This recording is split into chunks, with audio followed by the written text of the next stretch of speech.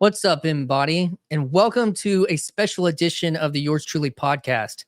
A few weeks ago, I had a conversation with a new friend in the corner, Joseph Lambrecht. And the most fascinating part of the conversation for me came from the fact that he was a Zoomer at the ripe old age of 27. And I'm solidly a millennial, hanging on to my 30s for dear life as I enter into my 40s next year. In my and Joseph's conversation, Joseph jokingly implicated Paul Vanderklay as now being Gamergate, Reddit, 4chan adjacent, having had a conversation with the Zoomer Christian YouTube influencer, Redeemed Zoomer, and Redeemed Zoomer being algorithmically birthed out of that deep internet culture of the last decade. I enjoyed my conversation with Joseph so much and was fascinated by this thread. I could see this pattern of gamer culture and its relationship to certain corners of this little corner of the internet.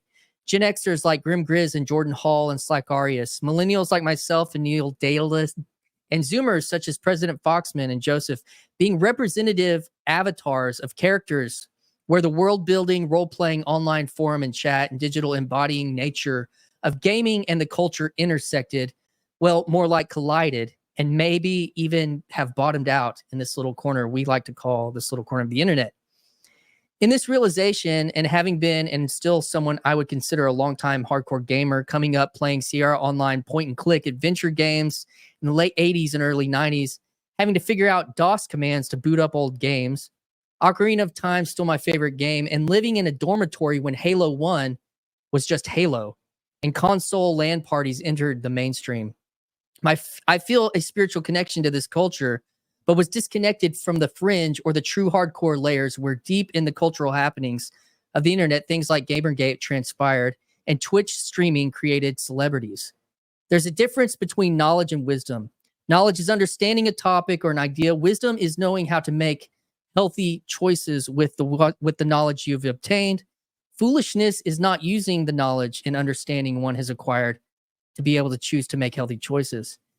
Today, I've invited Joseph back along with young millennial Aphrael and solidly Zoomer President Foxman to glean knowledge from their cultural experiences related to having come up in internet culture so I can increase my understanding and knowledge and hopefully be able to enact wisdom in this ever increasingly connected and online world. But first, if you'd like to support this channel, give it a like and a subscribe. If it makes sense, share it with friends. And if you believe yours truly is something that you might be described as worth your while, you can support the channel financially by becoming a channel member. Check that out, link in the description. I'm excited to connect these exceptional gentlemen tonight to all of the yours truly faithful out there listening, and believe that our connection can further dialogue in this digital space, which we are trying to rediscover meaning in our hyper-fragmented physical and digital worlds. So put on the earpods, clock into work, start some chores, or hit the road and join us as we practice some conversation craft here today on the Yours Truly podcast. So without further delay, I give you Joseph, President Foxman, and Aphrael. Hi, this is Christian Baxter, and you're listening to Yours Truly, a place we go to think out loud.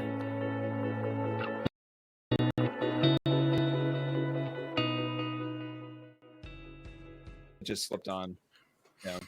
This is exciting. Well, thanks for being here, guys. I'm gonna pop your. I've been not doing the names in the corner, but for people, I'm gonna turn on names so that people can know who's talking.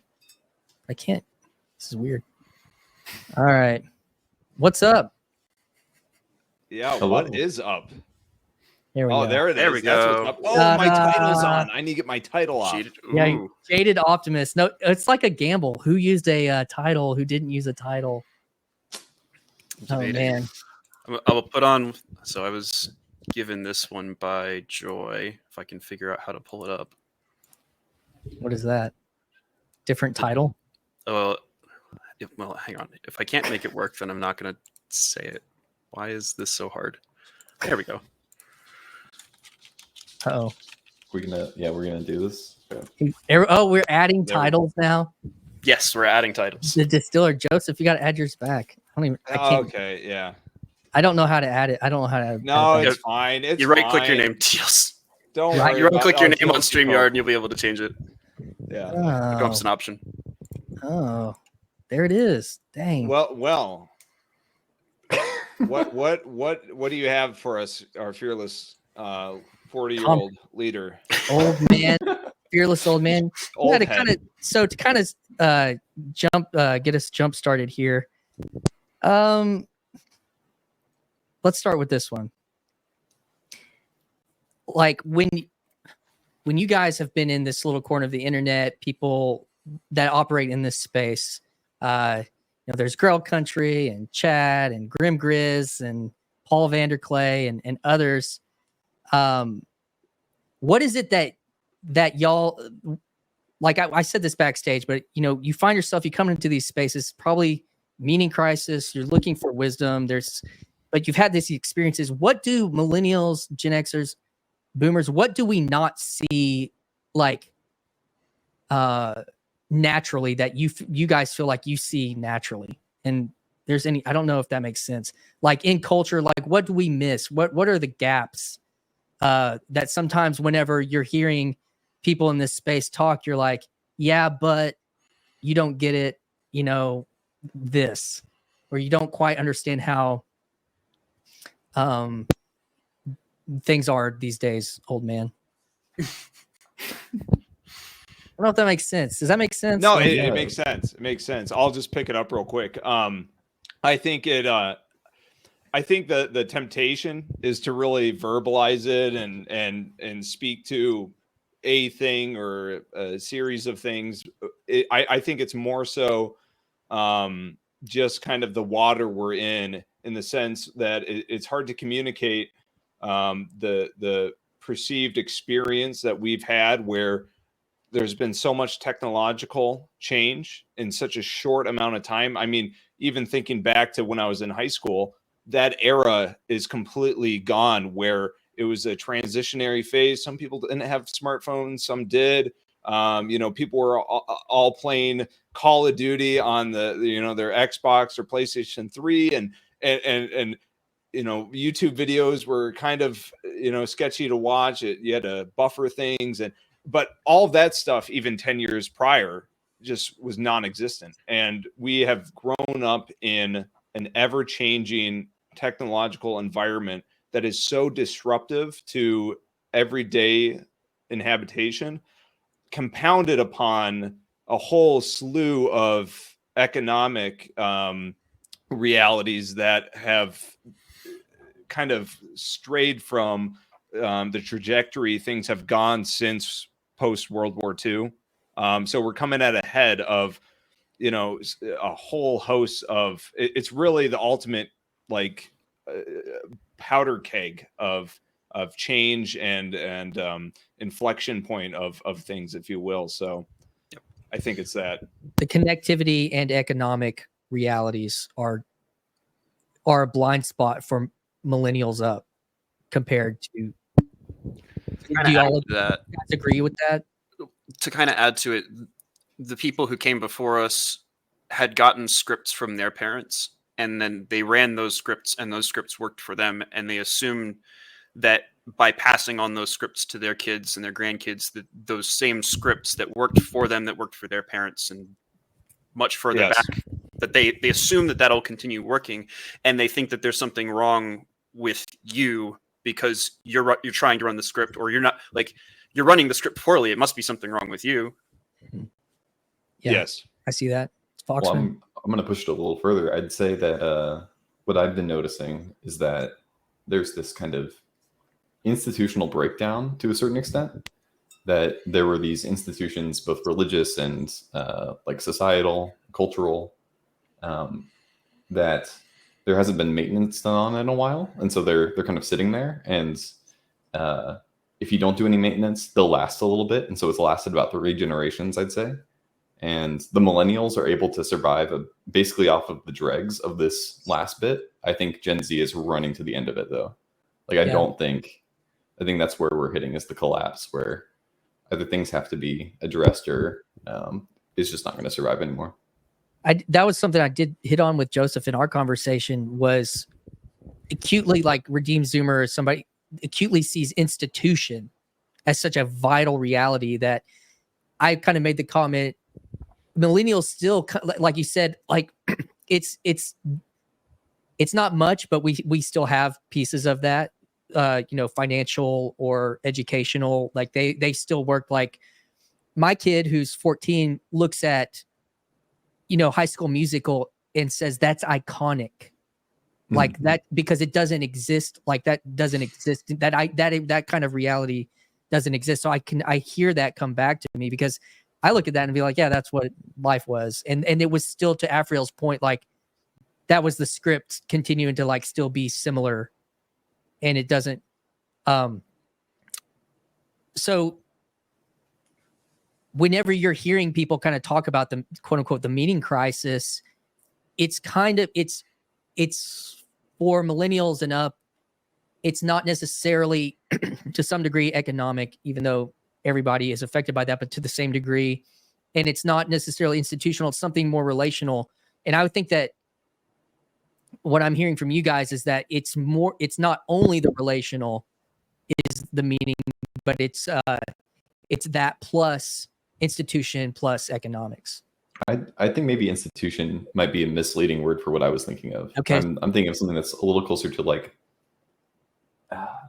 you had this series of truths that have been kind of passed on for a while. This every single person has meaning, or not meaning, but is worthwhile. Like a human life is worthwhile, and that was, I would say, is probably heavily influenced by this idea that the church brought into society. Just that's where culturally we've kind of pulled it from. Now that the institution is failing, we still have that idea floating around in the culture, but when it becomes questioned, we don't have any institution that is holding that up. And so when people are finally challenged on like, I don't think everybody has intrinsic value, their response isn't, well, I have this history or this tradition I can fall back on. It's like, what? Wait, well, I don't have a response to that. And if you do try and fall back on that tradition, oftentimes there's such a shallowness in those institutions that nobody in that institution actually has a good answer. And in fact, you're challenging their authority by bringing up that, and you get kicked out or something similar. So whenever the kids are saying everything's not all right, you feel like there's a gaslight response. Yeah, and I think it's only exacerbated by the fact that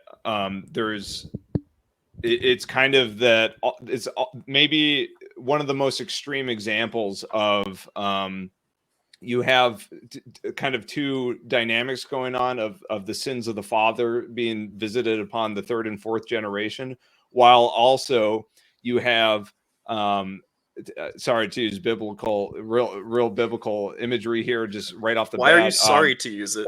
Well, no, it's just I don't mean it in that sense. I just mean it like we're diagnosing it in a very certain way, but now I'm shifting gears here to get more I guess imagistic. But that you have the sins of the father playing out, but then you also have you have a lack or an inability or an unwillingness of the children to, cover their father backwards as Noah was naked. We're sitting more so in the spot of laughing and further cursing ourselves.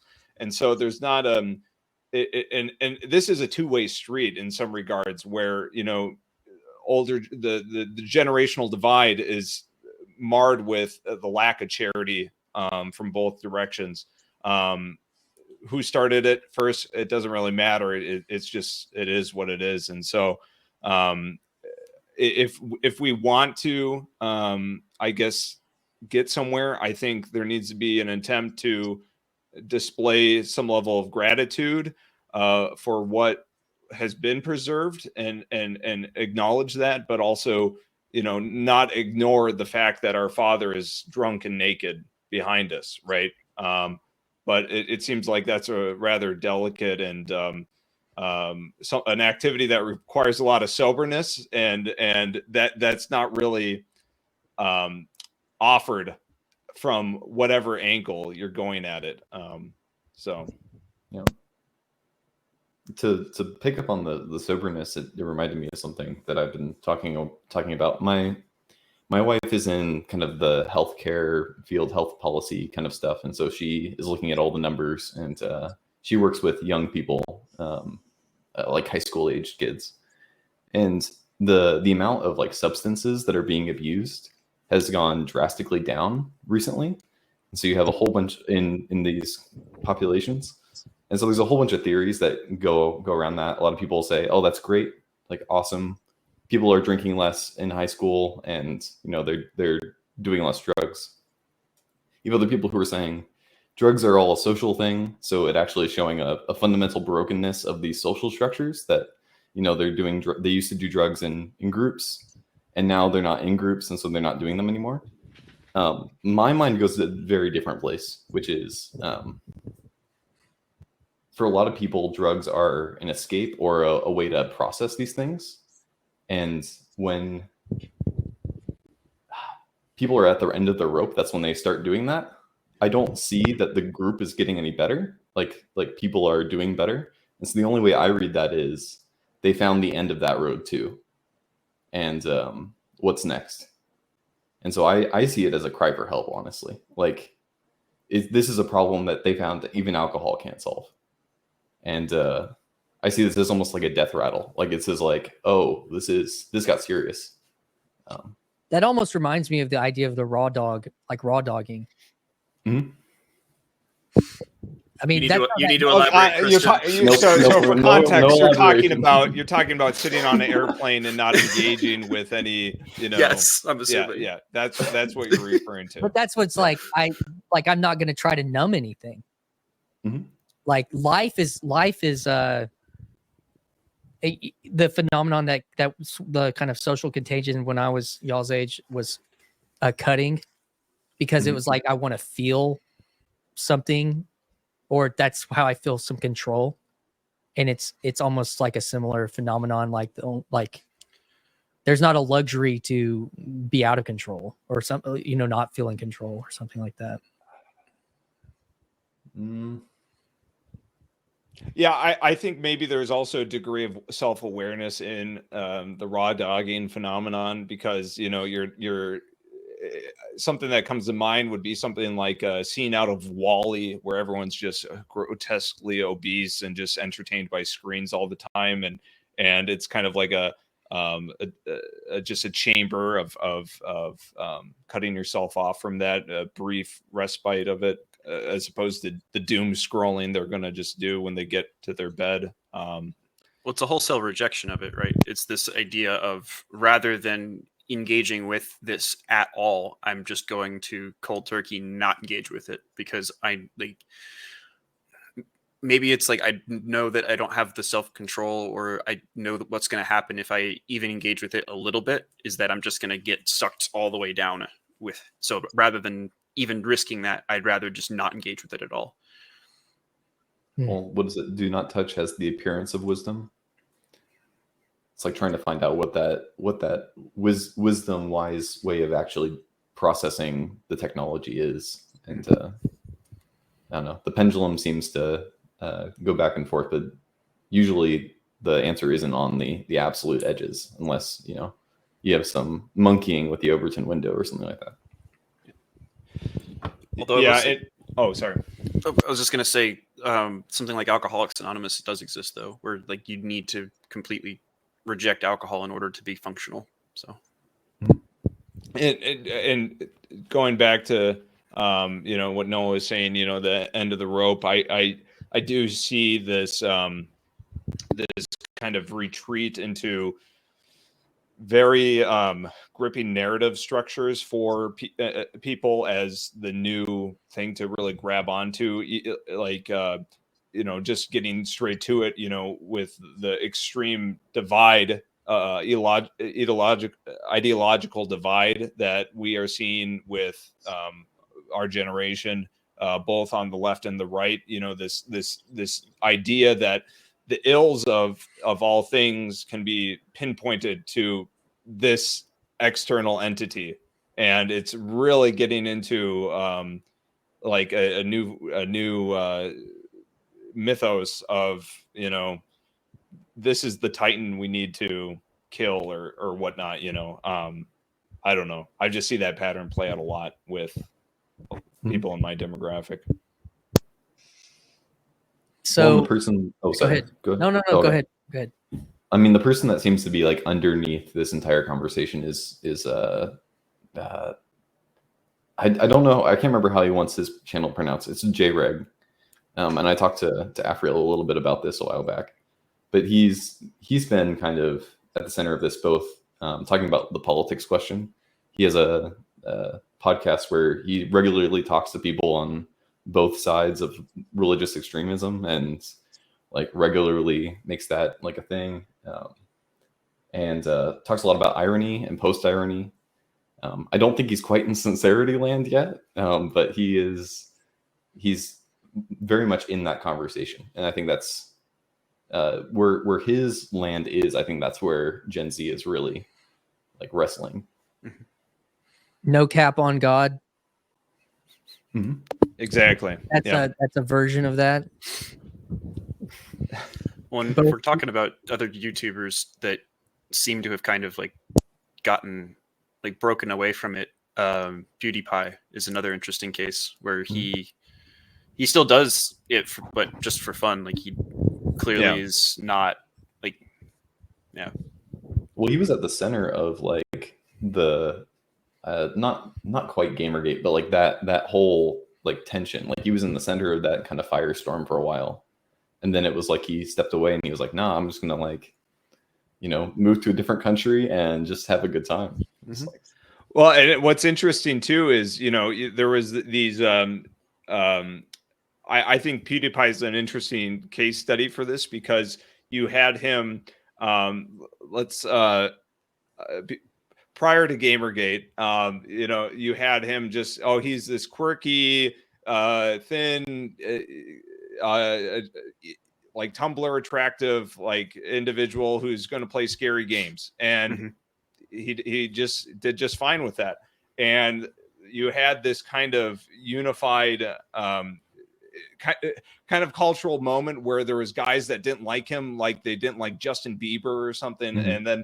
And then post Gamergate, jumping ahead now, he has a good beat on the culture, right? And he sensed there was some reaction in the milieu, I suppose, and he had this kind of shift towards like an edginess. He was like kind of trying to chase the coattails of the Filthy Frank, iDubbbz, Max Mofo crowd, which was really I guess derivative of image board culture, and that's a really strange time. It just was a bomb, and then it just went away instantly. So with that, like I can imagine, because I find myself in this, I could barely understand what you're talking about. And that, so like take what you just said and or Aphrael, the distiller, like. Well, here's the problem. Well, let me just say. Okay. Like, yep. Go ahead. Because that's the problem. I mean, you have people that you hang out with in this corner that are like, you can't make money playing video games, like, you know what I mean? Like, there's probably people that, and then you also have people that understand that are in like a lineage of that I kind of laid out in the introduction, but like all that collided in culture to where there almost wasn't, there was just like, what you're talking about was like everything kind of came to a point and we're on the other side of something. How about I put it this way, and we'll see how this all works. So in the early 2000s, it was a slow building up of this kind of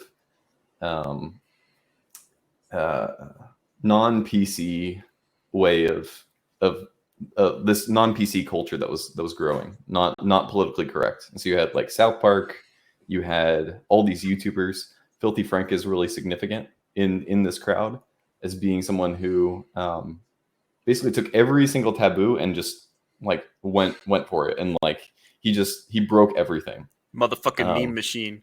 Yes, very much. By the way, I was on a Filthy Frank episode, but Whoa, what? Got a celebrity in our midst. Dang.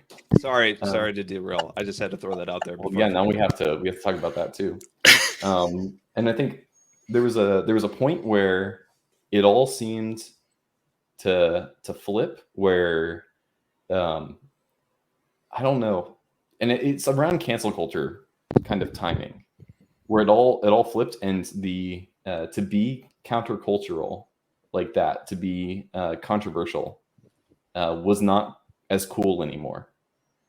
And it suddenly lost favor really fast, and so it flipped. And you can see this with the H3H3 podcast. I think is significant. Yep. Where 1 week he has Jordan Peterson on, and then the next week, like he's on the other side. He's denouncing Jordan Peterson on his podcast, and I'm trying to think of other. I mean, Filthy Frank goes from iDubbbz is an case, exactly. Yeah. Filthy Frank goes from making his crazy videos, and then now he's making music that's just like beautiful, but is not challenging in the way of his old art. And so it's just this crazy flip that happened all at once.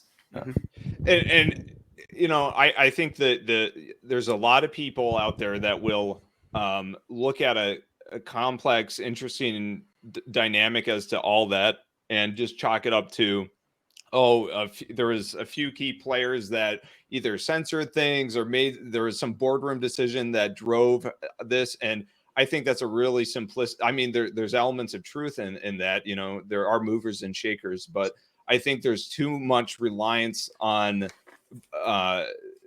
individuals, and this is something that you won't see in the TLC, but the TLC will see a much more holistic, you know, movement of spirits, and how this you know, sea of memes is organically shifting here. The spirit of 2016.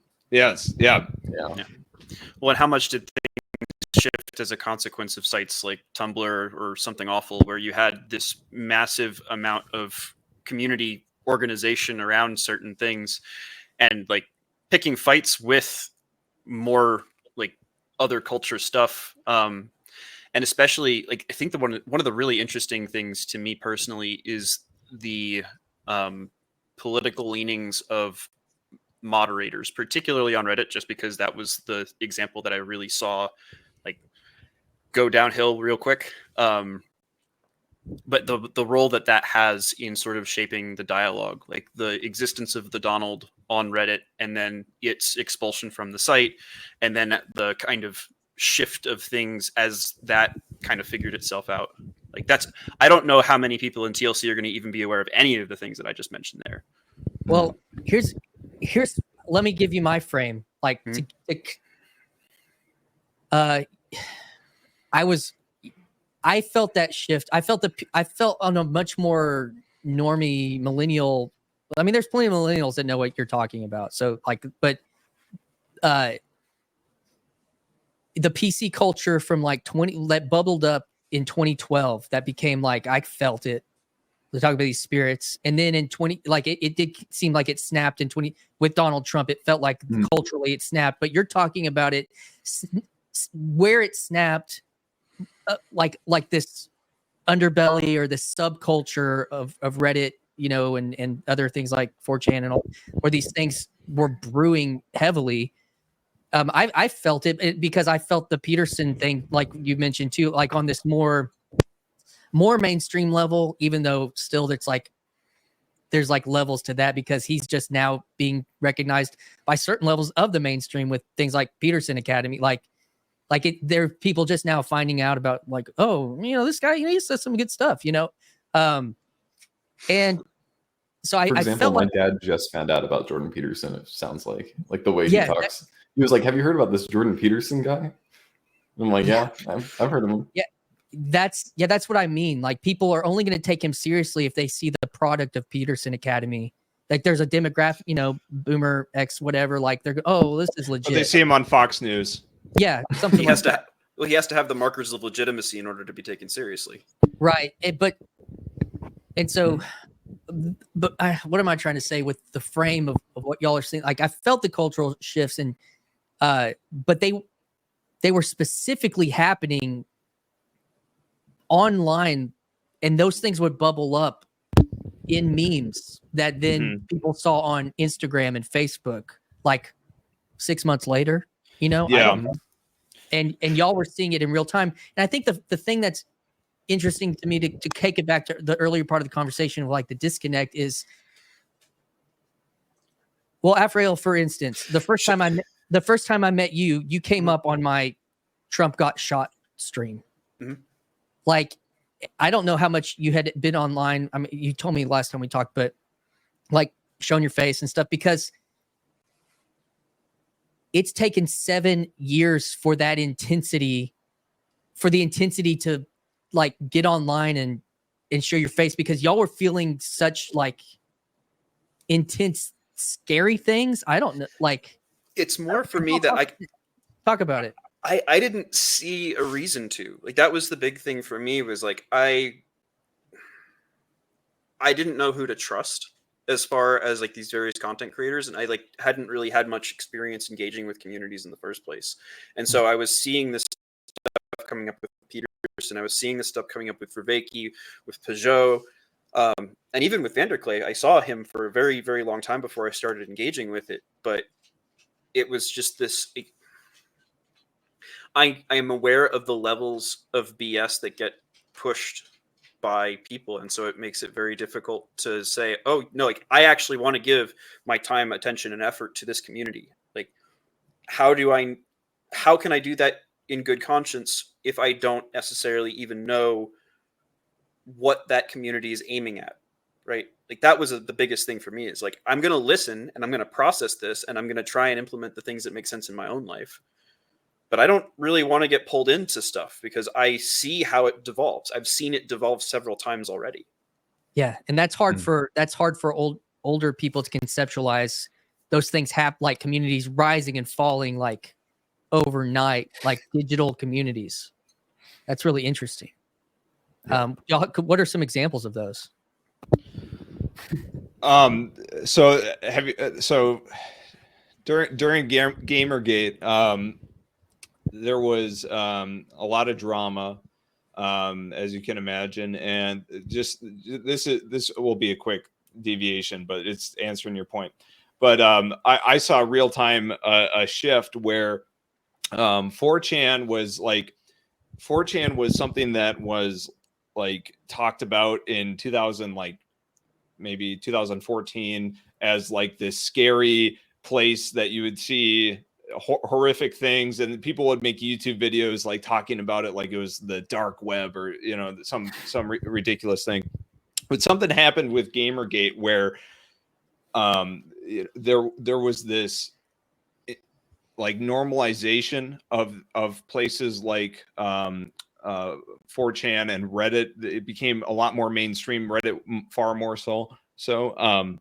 But you saw this schism on 4chan, and there was a huge amount of people that went to 8chan, and 8chan was a whole thing that that's a crazy thing that I can't really get farther down into, because 8chan no longer exists for a good reason. But this is all to say that there was real-time schisms occurring. And then you also saw well, anyways, I don't want to get I don't know where I'm going now, but anyways, there are concrete examples of people fleeing Reddit to go to Twitter and forming communities on Twitter. Then there was this this is all happening around the Trump election. There was severe moderation, censorship. There was scrambles to create alternative platforms, alternative streaming, alternative YouTube, like BitChute, and all sorts of sites that are a failing effort, because they just silo people. They just silo. There's no mass adoption. But I mean, if you want examples, I can give you one. But I think I'll derail things. The way that I would interface that from a more normie level, even though, like, I watched the Hunter Biden laptop thing happen in real time on Twitter, And for me, that made me crazy, and it and everything that was going on during that time, because I watched it happen in real time. I saw the article, and then I saw it get censored. I saw the link get censored, and their site get taken down, and I thought, this is really, and y'all are talking about like social group moderation on like Reddit, which is just kind of, I don't know how Reddit works that well, but like, if just somebody that starts this Reddit channel or chain, and then someone can like moderate it, and it's like this idea that I can cancel you, and that was just streaming into like Twitter. And I mean, I feel like this, and I would be interested to, because when I've said this in other streams or with people my age or older, that I feel like when the Twitter files came out and Elon Musk bought Twitter, it changed the landscape dramatically. I don't know if y'all feel that way. I feel that way, but the other people I think have not. I haven't felt like a resonance when I've said that. I think the biggest thing that has happened with that is there was all these people throwing money to create alternative platforms, and Musk just went in and grabbed the thing because he had FU money, and now people are back on it that were never expected to be back on, and so there has been somewhat of a shift there for sure, but the people that wanted that shift to happen, I don't think are still satisfied. I think that they're understanding of it, at least, or at least they see it as a useful step in the right direction. The really important thing to keep in mind with a lot of those like other sites, other communities that were made because like in reaction to and moving off from main sites, is that a lot of times they would represent the most extreme portions of the population. And so what would end up happening is the thing that made Reddit so fantastic, especially back in like the 2010s, was it was like a one-stop shop for literally any kind of community that you would want to look at.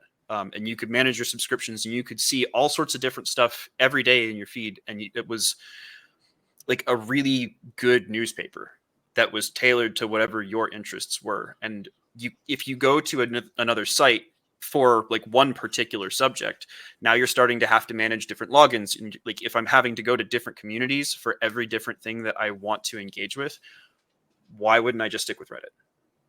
Right. Well, that was Reddit's tagline, right? The front page of the internet. That's the whole. Of the internet. Yep. Yeah.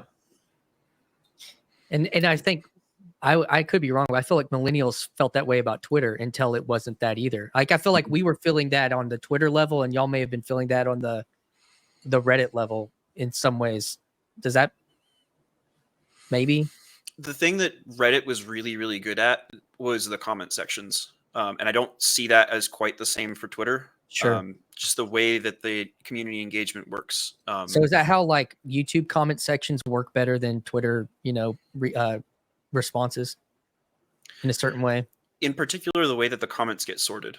And that with Twitter, it seems to be a lot more of who can get the biggest emotional reaction, whereas you'll still get some of that on Reddit and on YouTube, but generally good, thoughtful comments rise to the top for the most part, because that's what the communities, like the people who are, if you're spending a lot of time watching a video, then you're going to want to, like, you wouldn't engage with the community in bad faith after having watched an hour-long video. Like, if you're going to do that, you're going to come in, you're going to leave a mean, nasty comment after watching for 5 minutes, and you're going to leave.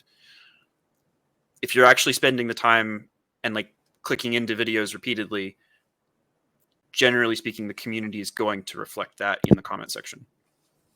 And I think too, with that, with the customization and degree of precision you could have over intentional conversations and topics that you could handpick in a place like Reddit or back in, with 4chan or whatnot.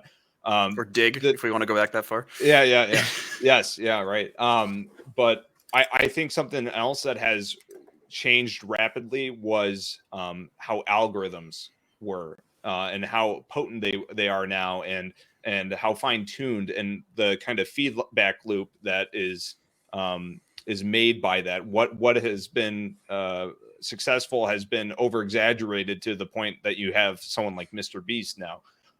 So I think the algorithm side of both, you know, how Reddit, you know, the algorithm is human driven, right? Because it's upvotes and whatnot, but something like sure, yeah, there is, you know, we don't need to get too much into that. Sure. But, yeah. But I think this was pivotal for mainstream adoption into these sites, because it's kind of filling the gap that was left, that the boomers and Gen X and millennials had with the television. It was all curated content. I mean, you could flip channels and whatnot, but you were served up something that was intentional.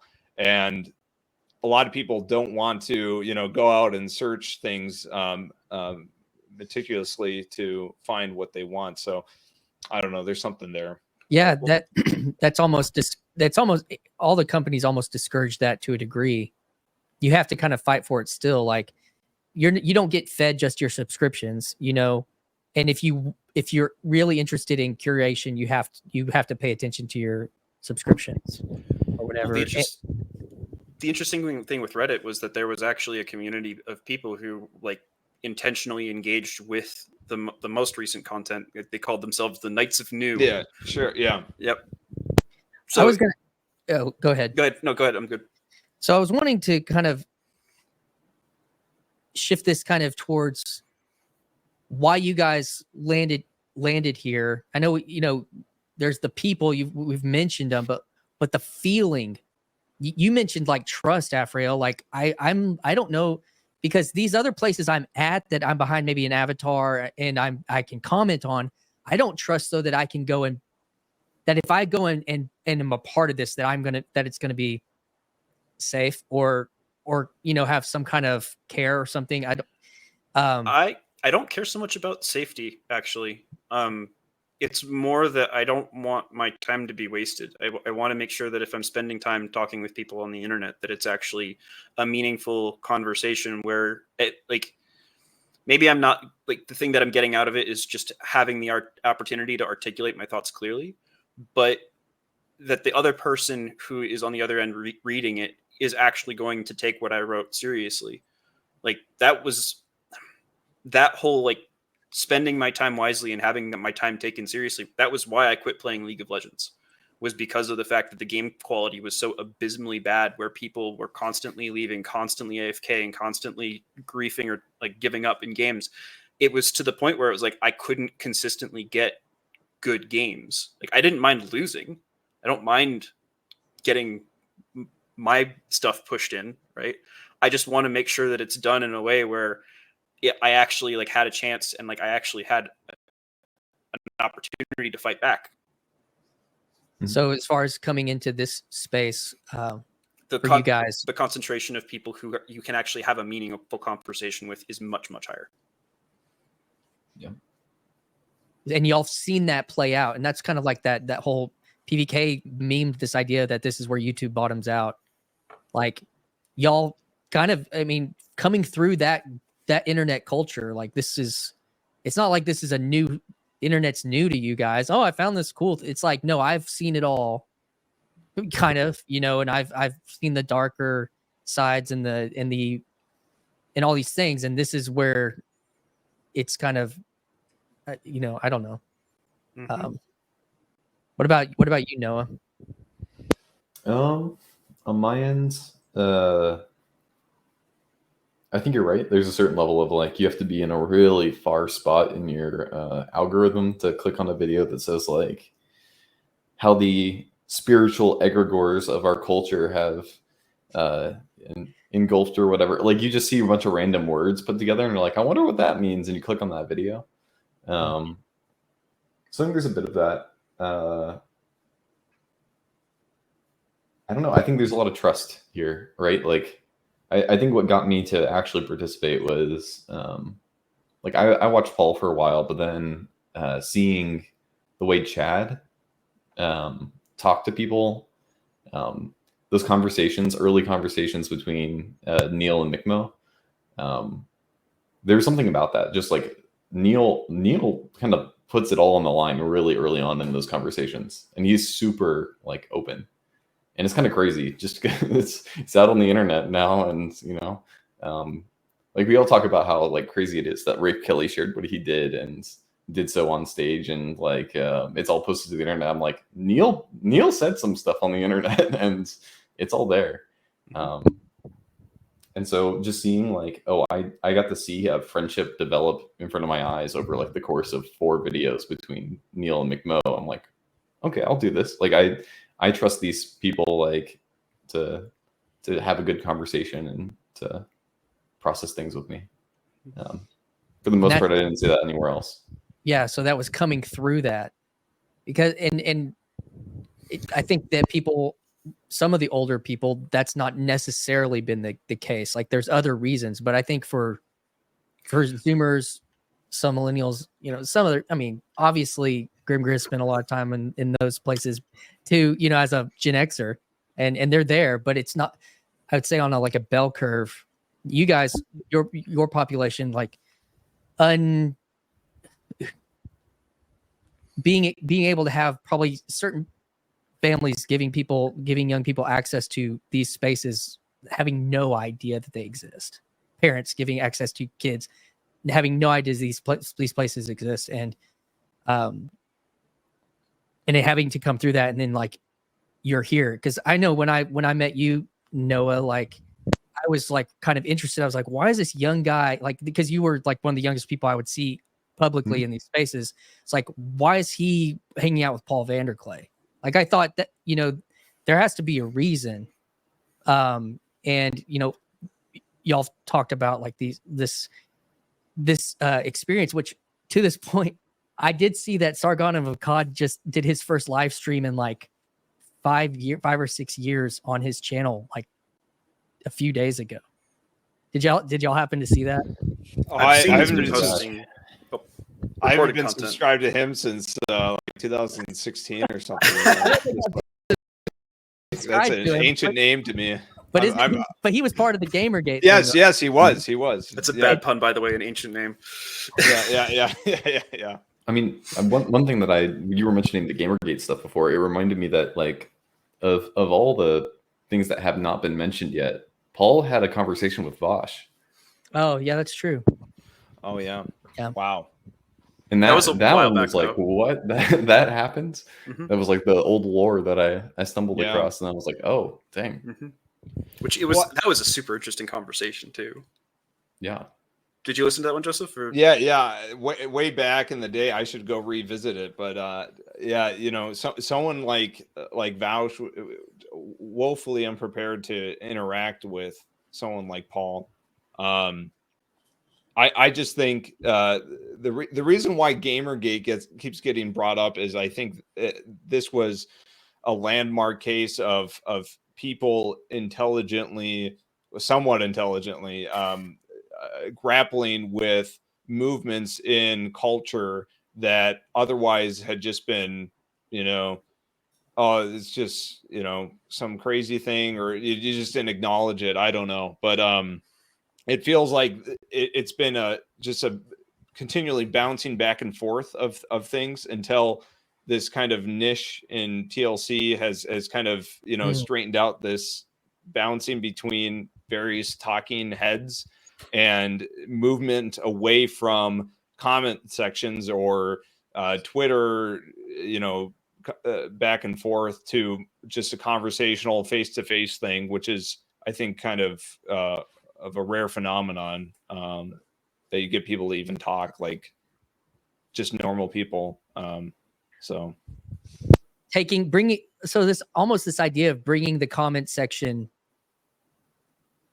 like that is the thing that's kind of the lurker to, like when Grail Country and Luke was doing that, like the first part of this year, it was like this, like who's gonna pop out of the comment section, baby? Yeah. When are you we call it lurker, but you have this whole culture of comment section on Reddit. Like that's a whole culture. And so that's an interesting point, that TLC is something like a part of its nature is the comment section achieving consciousness, or like Coming out of the fourth wall. Yeah, that's really interesting. I've not heard that one. I've not. I mean, we have words for like outer lurkerdom, but like that this is, it almost is like the giving legitimizing and personalizing the comment section. Well, and it's kind of interesting, the way that Noah brought it up was making me think a big part of why there's that trust engendered by this space. A lot of other internet personalities are very, very careful to show a carefully crafted image of themselves. And you can kind of tell that that's the case. And it's still entertaining. But because of the level of exposure that Gen Z and younger millennials have had to that content on the internet, and they've seen a lot of their heroes fall as a consequence of whatever misbehavior, there's been this learning to be able to detect that, to be able to see that inauthenticity, or at least to see that like there is a mask that they're wearing, right? And then you come into a place like TLC and you see, oh, this person's saying things about their life that doesn't necessarily paint them in the best light, but they're being open and honest about it, and they're trying to work through it, and they're trying to ask for help to work through it. It seems like they're actually being genuine, and that seems like something that maybe I want to participate in as well. And that's almost like the culture of anonymity in comment sections, and it's that, and it is it seems like there are other, to use Grimm's term, like flotillas trying this thing out.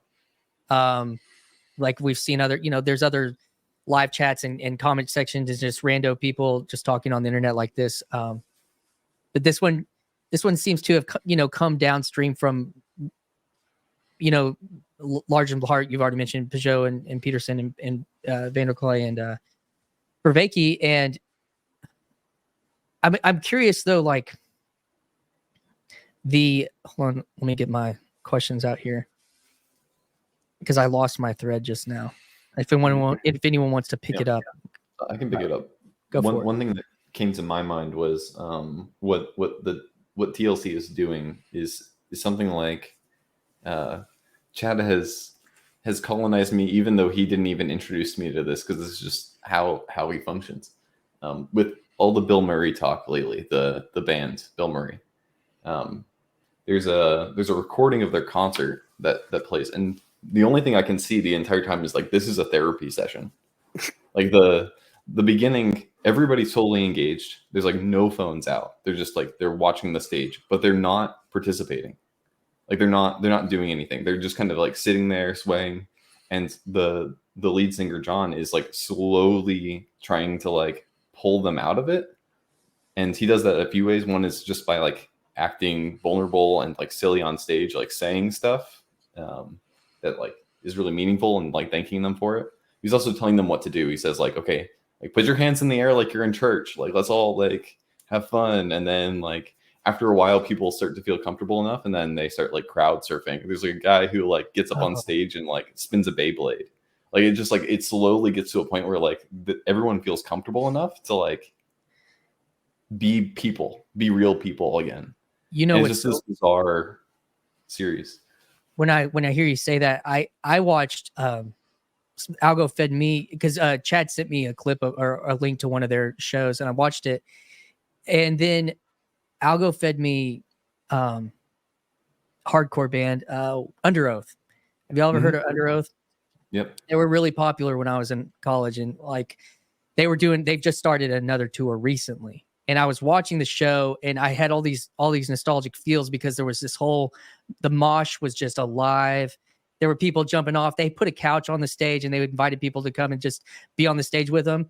And what's funny is the guitarist was actually dressed very similar to the lead singer for Bill Murray.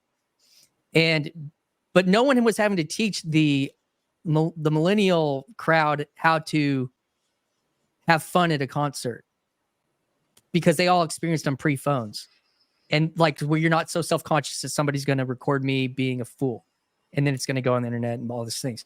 So that's really interesting that he's he knows that spirit. He knows that how it tried to get people to engage that way that was that is counter cultural or something like that. Well, and I've been to another concert recently for Montel Fish, and that group is much younger.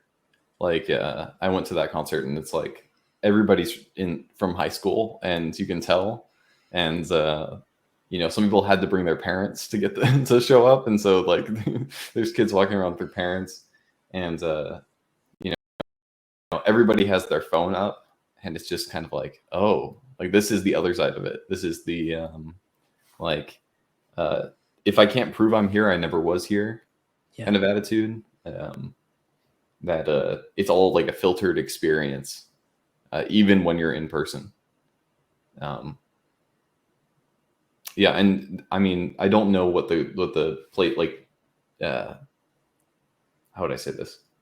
I don't know what the circumstances of this were, but I saw somebody who had passed out before the show had even started, and it was pretty certain a panic attack.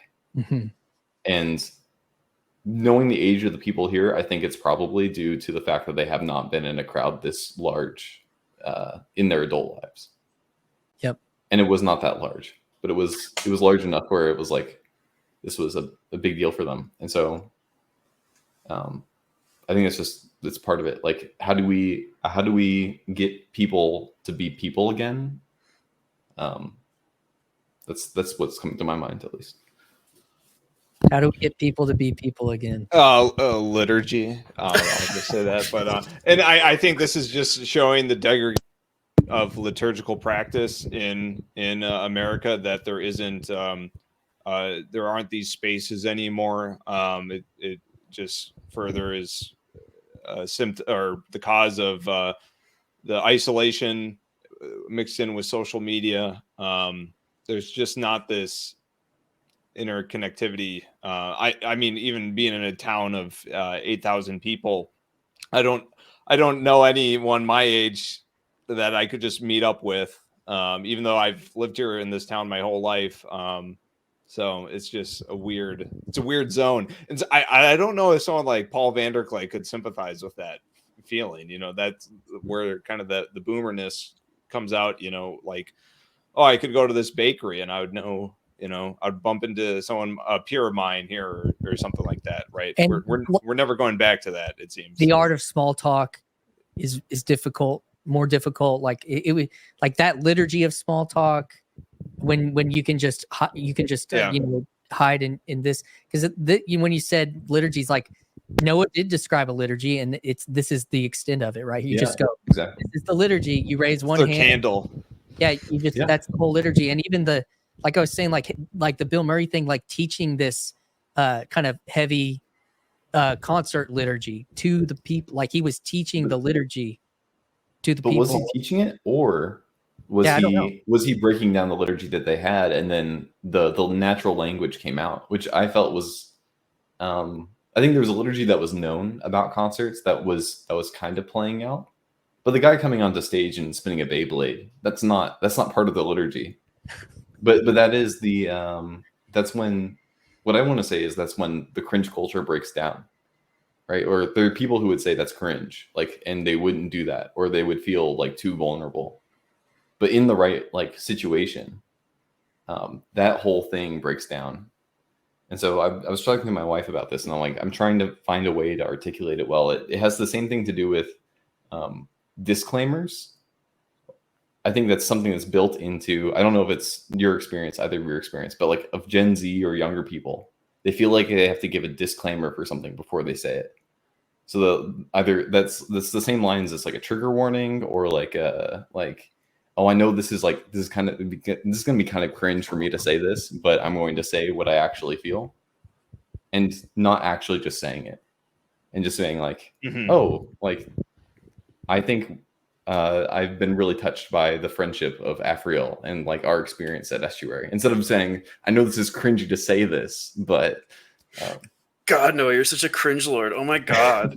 Yeah. And there's no good cringe comps anymore. That whole art died off. You know, it was extremely overused. And I think no one feels safe to be cringe anymore. That's kind of a really sad thing. And to be cringe, I think what we end up meaning is just to be a human being. To be yourself.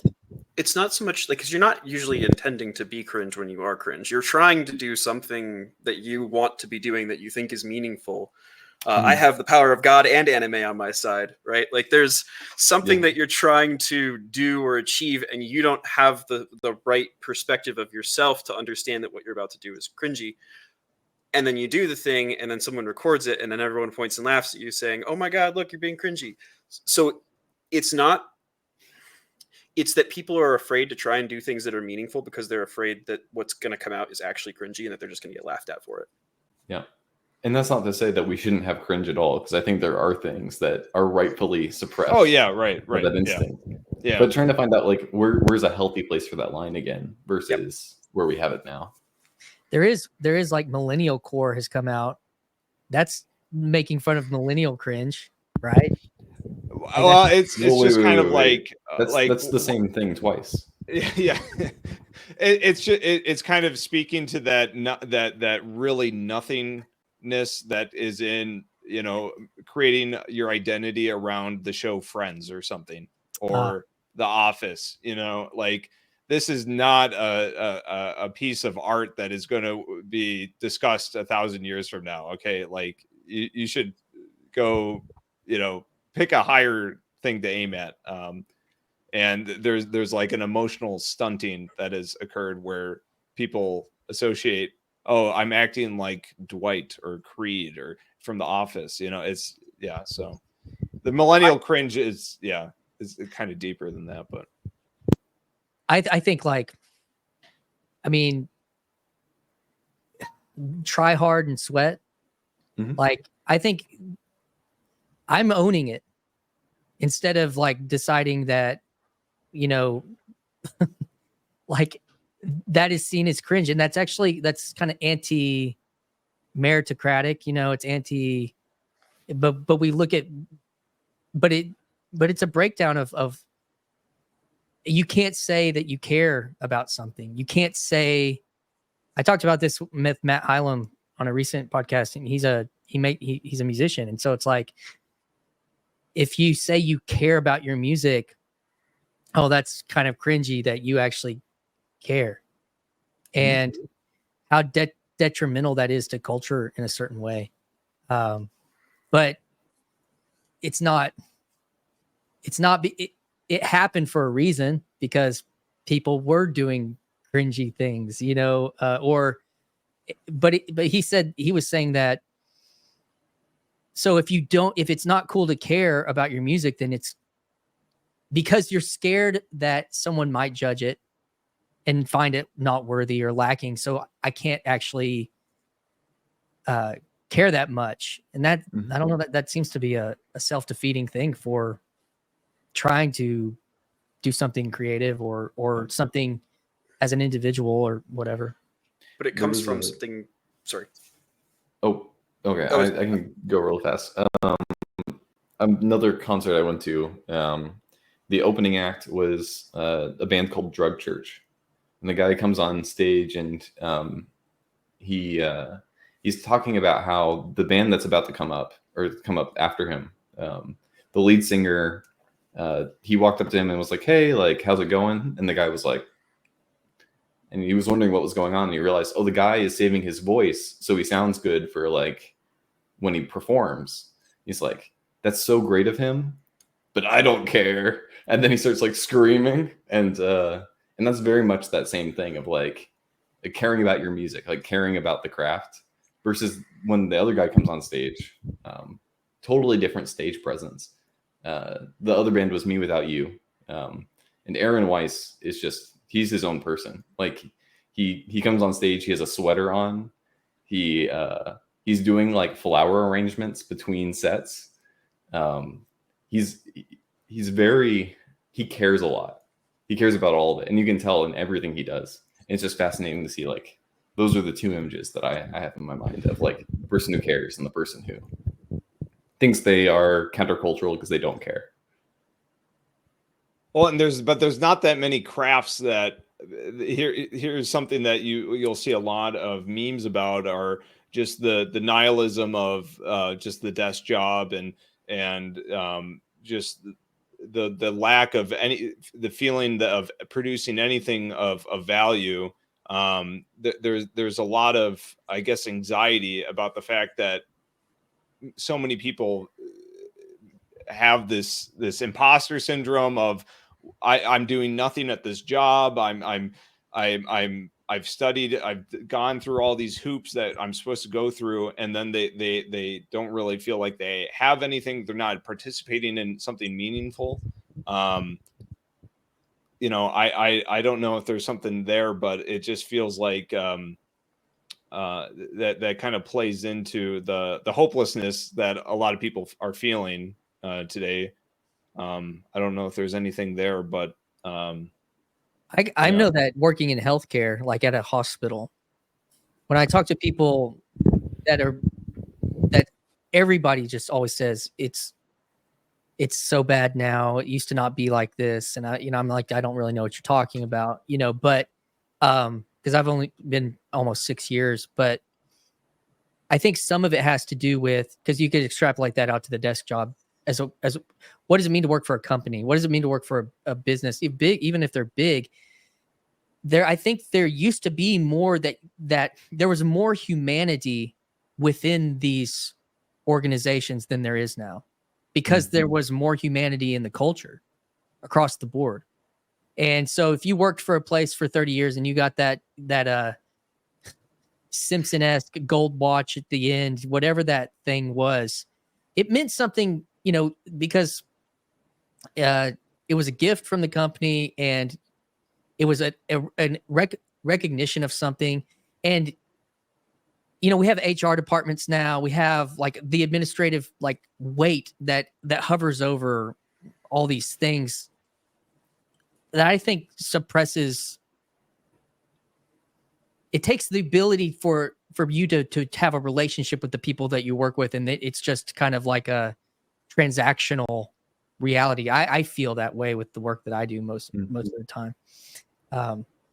In those spaces, like I could work for a big hospital, and some people used to make a career out of that stuff because they felt like the hospital, quote unquote, cared about them. And I don't think that there's many places where people feel that where they work anymore. I don't know if you guys agree with that more or less, but that's how I feel. Yeah, well, and I see that, and I see a lot of cheap explanations for it. There will be a critique from kind of, I guess, the right, where they'll just say, "Oh, it's because so many jobs are being outsourced to other countries or whatever," and then you'll see a critique from the left that these companies just are ruthless and just care about money, and you mean nothing to them, and there's really I think shallow explanations. I think they're both pointing to something that maybe they have a grain of truth in, but they're lost in their own narratives that they've constructed. So, but yeah, I get it. Loss of humanity, maybe, but I'd turn it around a little bit of the other way. I think our societal goals are not what they used to be, or they don't exist. And that's part of the institution stuff I was saying earlier. Like the American dream as a concept was a thing for a lot of people. Like this idea that I'm going to work hard at my job, and my goal in life is to make more money and to keep improving my quality of life until I reach a point where I can't do it anymore. And then I maintain that point, and then I retire, and I have a family, and then I, pass down all my money to my kids, and they do the same thing. You just keep doing that over and over again. But now it seems like that's not the answer, right? Like nobody is in favor of the American dream anymore. Like that's just not a popular position. But at the same time, though, like nothing has taken its place, and so everybody's trying to find their thing. And so it's going to be like, am I going to get as buff as possible? Or am I going to have a religious experience? Or am I going to be a saint? Or am I going to lead the next revolution that is going to overtake a government or something, right? Like that, like everybody has Or am I just is going on to the give up? search. What was that? Or am I just going to give up?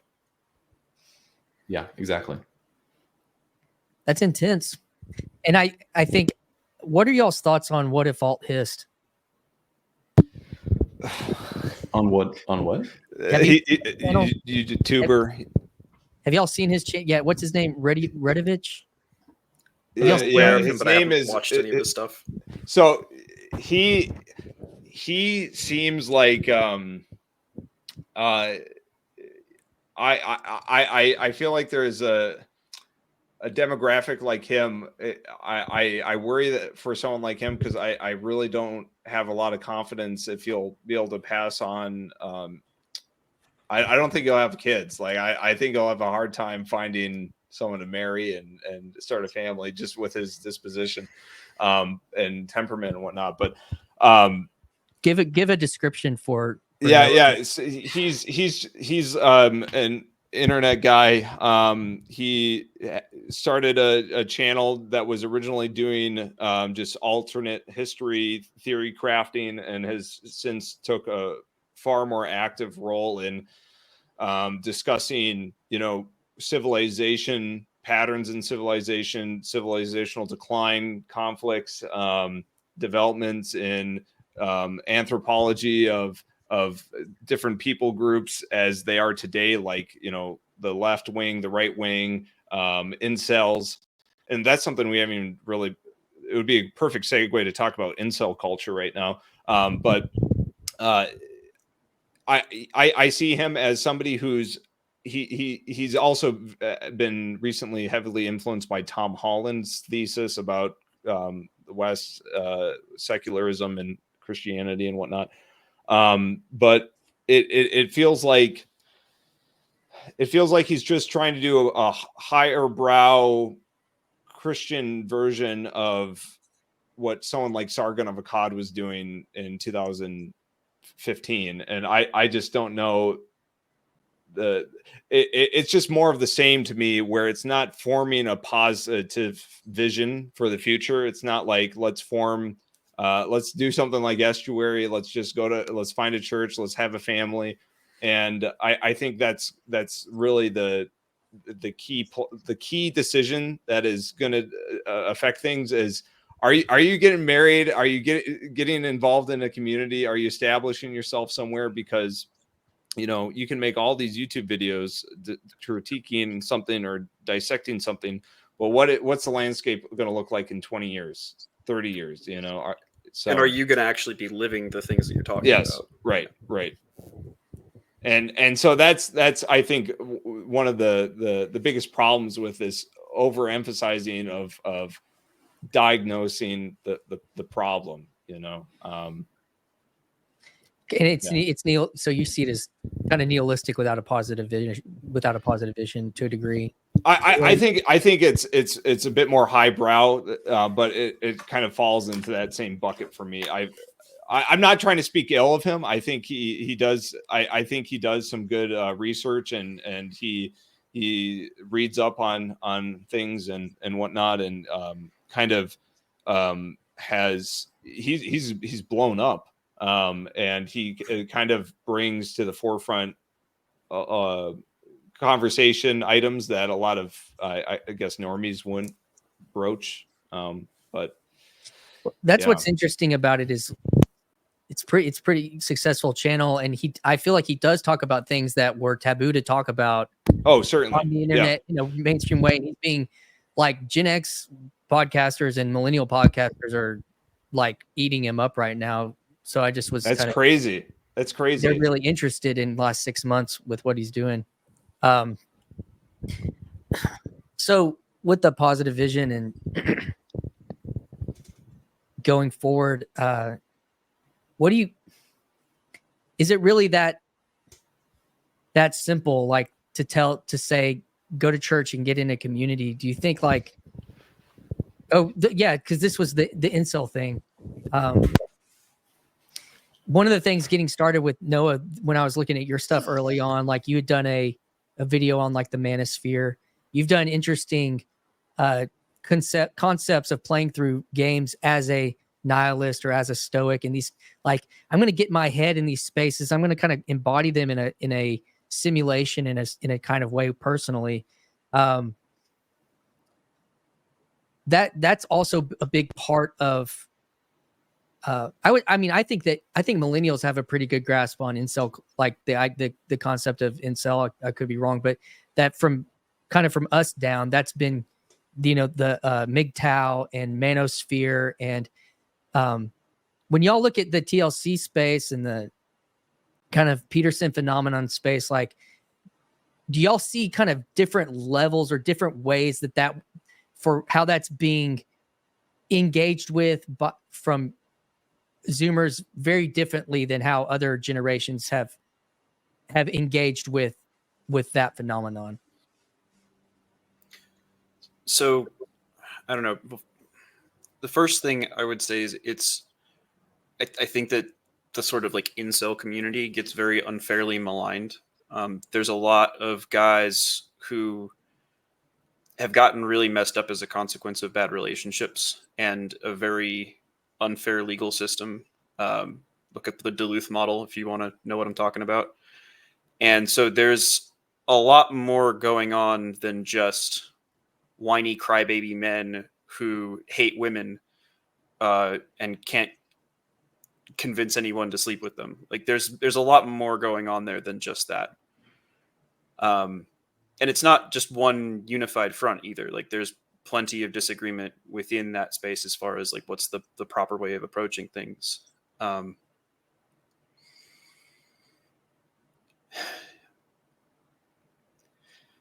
think that the main thing that separates something like that kind of a space versus something like TLC is just this orientation towards, okay, like you've realized that things aren't what they ought to be. What are you going to do about it now? Mm. Are we just going to commiserate and say, oh yeah, everything's terrible and there's nothing I can do to solve it? Or are we going to come together and try and figure out solutions? Are we going to try and how do we live well in spite of the bad things that we're acknowledging are in the world? Yep. And I just don't see a lot of I guess wanting to just accept the mundanity, if that's a word, of tackling things like this in it's really there's really grandiose ideas that will be out there of I want the and sorry, I just got to say, I totally agree with Aphrael. The whole incel thing is become a giant caricature. I do not identify as an incel. I'm married with kids, but I do have a lot of sympathy for them because there are a lot of hurt men that are out there. The dating market has become terrible. And both men and women are to blame for that, but for different things. Home math is I think an interesting channel to look at for especially the female side of the equation. I think there needs to be more done on the male side, but he's agreed on that. But I think ultimately there needs to be patience of. Yeah, you're not going to hop on an internet platform, be it a dating app or social media, and just find your trad sundress girl.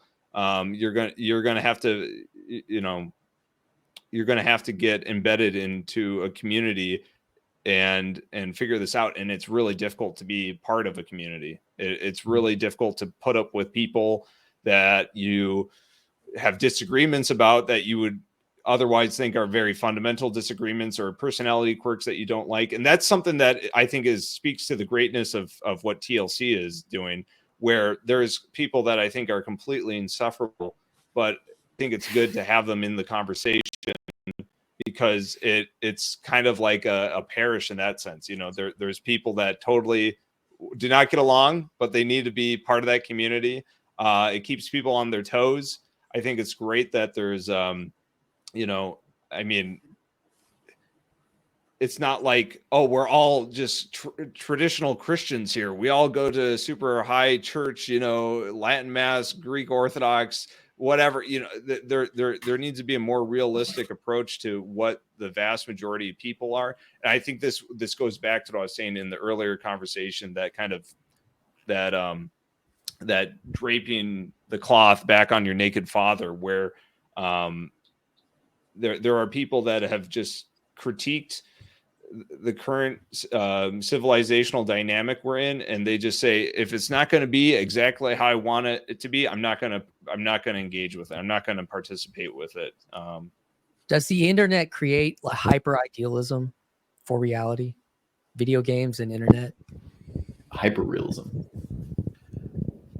So kind of, but not necessarily. Like the thing that I've experienced, at least, is that you can create these sort of idealized things, but then you start bumping up into more universal truths, like trying to organize all of your stuff in your chests in Minecraft, right? Like it doesn't matter how idealized of a world you have, at the end of the day, your engagements and interactions with it are still going to impact the nature of that world. And I think that when you start to when you bump against that, like you're in a hyper reality and you're bumping up against your own limitations, that's probably an even more profound way of doing that than if you were to bump against your limitations within the real world.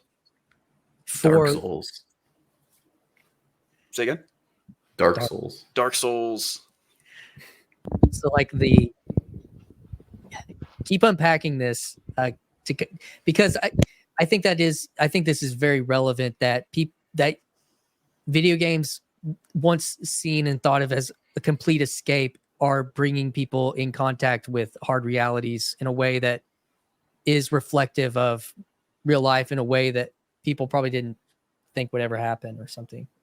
Well, one of the ways that I've thought of video games is as sort of like the hyperbolic time chamber from Dragon Ball Z, where you can go in for a day and it's like you spent a year there. Like you can really develop and hone yourself and your skills because of that hyper real nature of the interaction. But Rafe gave a really good sort of like counter to that, which is that for some people, it's almost like an inverse hyperbolic time chamber where they'll go in for a year, but they'll only have really progressed a day. And that was something that I hadn't really thought of before. That was something that I'm keeping in mind more, because there are people who do that. They go into games purely for escapism. They're not necessarily trying to learn or understand or figure things out. They're just using it for a dopamine hit. They're just a rat pushing a lever over and over and over again. And therefore you fall behind in life.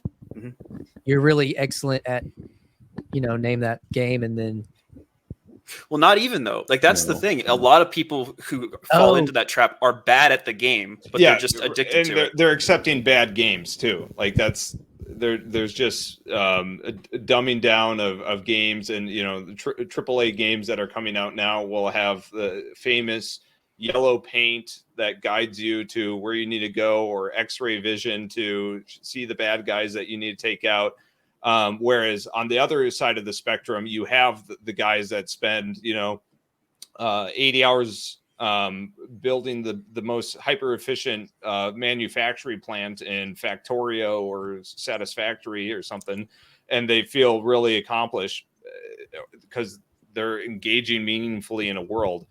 That's I think a much smaller percentage than the people that are just mindlessly clicking on cookies or something like that. Yeah, right. We're really just talking about League players, honestly. That's yeah.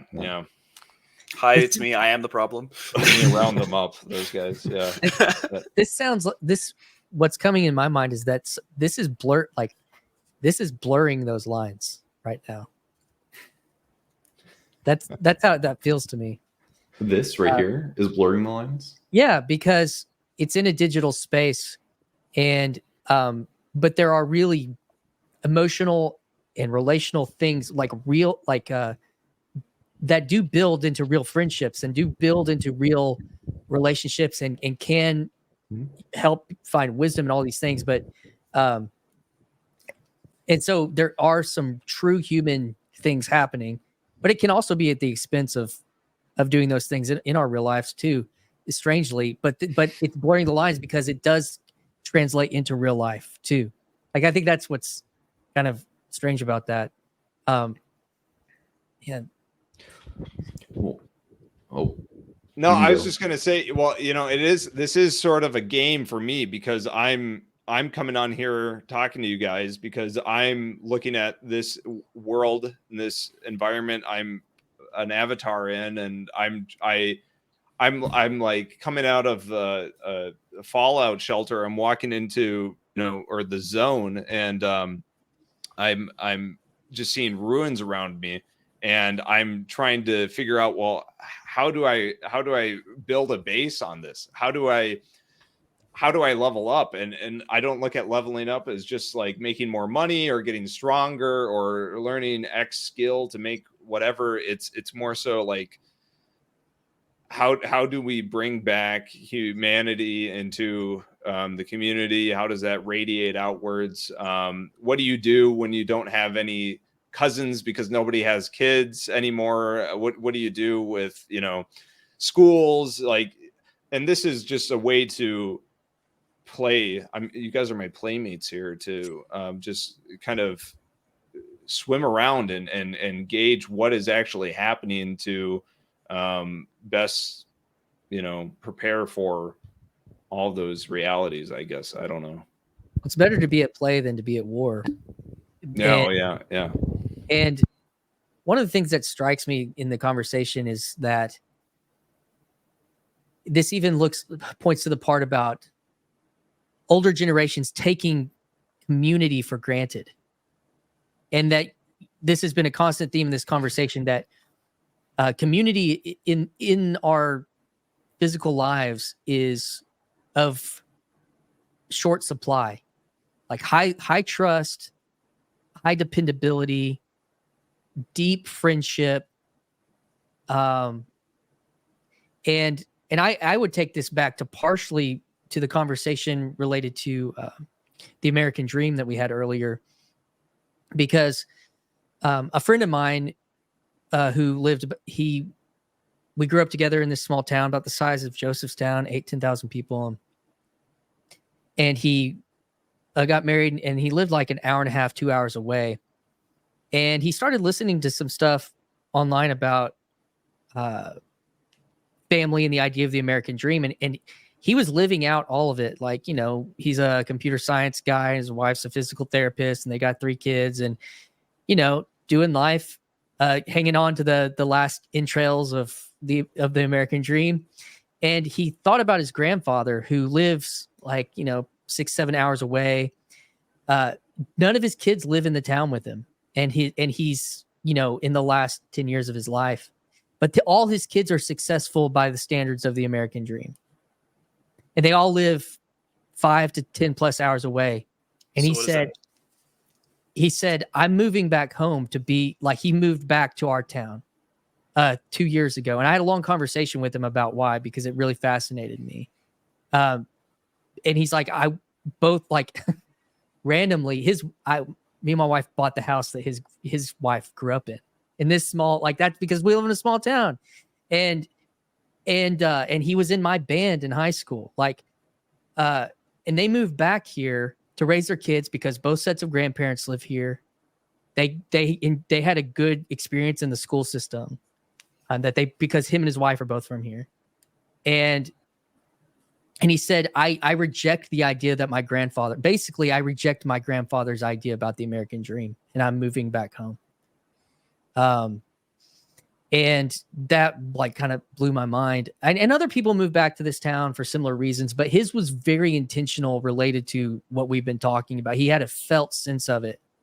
And, his sister lives here too. And so, yeah, that just speaks to that idea of those things being in short supply, and, but him being able to have the mobility to do that, and even have a context for why it made sense. Like, he could put the pieces together in his mind of why that made sense. And I think that that's hard for certain people in a metropolitan context to even, like, you have to have a brain like Jordan Hall to figure that out, to get out of it. like and go move to a small town. I think I think on one end, figuring that out though. Yeah, I agree. But for him to fight against the all the cultural programming, y'all it's more clear for you guys. But well, I think about the meme that's like the IQ range, the bell curve IQ, and it's the people on both ends of the IQ range saying the same thing, and the people in the middle are the ones that are saying the dumb thing. Yes. And it's like the dumb people are saying community is important and I want to be around my friends, and then the other people are like, no, really, what the thing is you need to do is you need to get promoted. Go be a nurse at this other city. Yeah. And then the smart people are like, no, actually, small community is what's going to be the best for you. Yeah, I'm doing both because I go to church with like 25 people, but I'm also a travel nurse. Yeah, I had to throw the nurse under the bus there, but I'm just saying that because that's like what every girl I went to school with did, was like, oh, it'll be great. I'll just go 8 hours, 3 states over and just be a nurse. It's like, brother, sister, what are you doing? Brother. Yeah. So, what have I? There's plenty of things that I've missed, but like, for more conversation in this space, are there things that you've wanted to bring forward that you felt kind of sheepish to bring forward in certain conversations in this space because you don't want to be quote unquote disrespecting the elders and whatnot, but like are there things that you felt like were you've wanted to say before, you thought was important that you haven't said?